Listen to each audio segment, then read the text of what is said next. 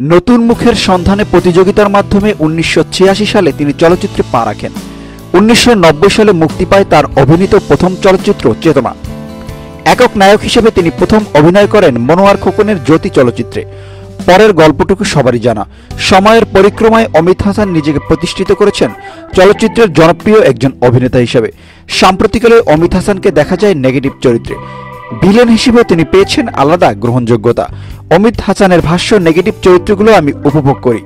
অভিনয়ের পাশাপাশি একজন সংগঠক হিসেবেও অমিত হাসান সমাদৃত চলচ্চিত্রে ২০১৫ সাল থেকে ২০১৬ সাল পর্যন্ত বাংলাদেশ চলচ্চিত্র শিল্পী সমিতির সাধারণ সম্পাদকের দায়িত্ব পালন করেছেন তিনি।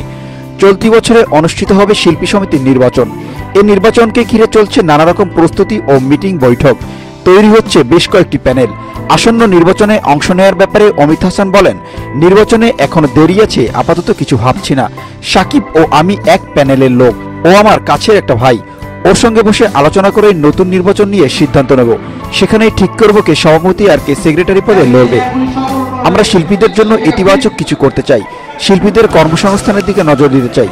সেটা মাথায় রেখেই পরিকল্পনা করব। প্রিয় ভিউয়ার, ভিডিওটি ভালো লাগলে বেশি বেশি লাইক, কমেন্ট আর শেয়ার করুন। আর নতুন ভিডিওর আপডেট পেতে চ্যানেলটি এখনই সাবস্ক্রাইব করে রাখুন। সেই সঙ্গে পাশে থাকা বেল আইকনটিও প্রেস করতে ভুলবেন না।